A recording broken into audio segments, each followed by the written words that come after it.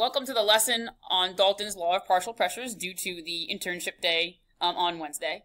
One thing that I want to stress before we begin is that the Dalton's law of partial pressures is usually applied when you have a mixture of gases. So maybe you have in a container some oxygen gas, some methane gas. So whenever you see a problem that talks about the mixtures of gases, usually you want to bring out Dalton's law of partial pressures, which we are going to learn today.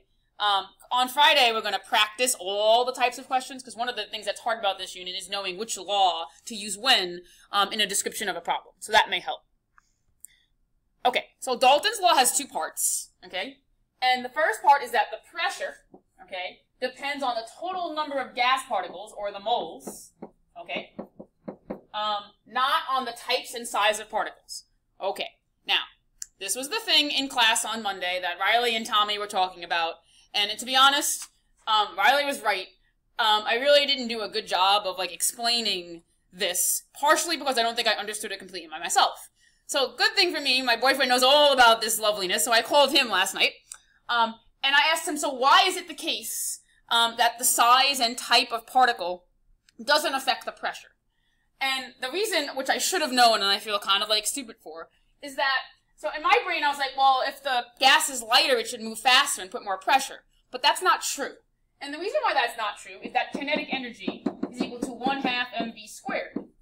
So if it's at the same temperature, okay, the kinetic energy is the same. So the overall energy is the same. So if something is lighter, that means it's moving faster. It has less mass. So overall, the total kinetic energy is the same. So therefore, the hitting against the wall is occurring with the same total kinetic energy. Okay, I don't know if that explains it any better, but I definitely, didn't explain it well, really didn't explain it at all. But the point is, okay, is that when you're considering pressure and temperature and volume are constant, the only thing that matters is the moles of gas, okay? It does not matter the identity of the gases, okay? The second part of this law, okay, is that if you have a mixture of gases, the total pressure, okay, of the gas is equal to the sum of the partial pressures of the gas. Okay, and we'll explain what that means in a second, in excruciating detail in some problems. Okay, so this is the equation, and what this means is that the pressure total, okay, is equal to the pressure of gas 1 plus the pressure of gas 2 plus the pressure of gas 3. Okay, so we're going to take a look at these two parts of the law in some pictures. All right, so this is the first picture. Let me zoom in a little bit. So, if we take a look, we have 1 mole of nitrogen gas. And again, we have the same sort of, we're at STP, so the pressure and volume of all these containers is the same. I'm sorry, the volume and temperature is the same.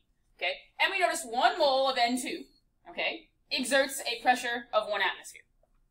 Okay? Now, in this container, we also have 1 mole of gases.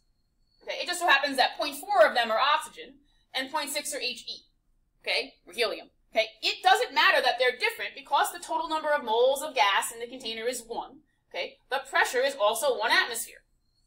Okay, and in the third case, we also have 1 mole of gas particles. Some of them are Ar, some of them are He, and some of them are O2. But because the total number of moles of gas particles is 1, okay, the pressure is also 1 atmosphere. Again, the identity of the gas does not matter. Okay, all that matters is the total number of moles of gas, no matter what it is.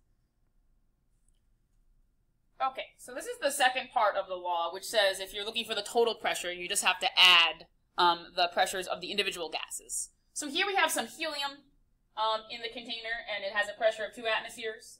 And we have some argon in the container, and it has a pressure of 4 atmospheres. Now notice that the size of the containers is the same, and we're going to say that the temperature is the same.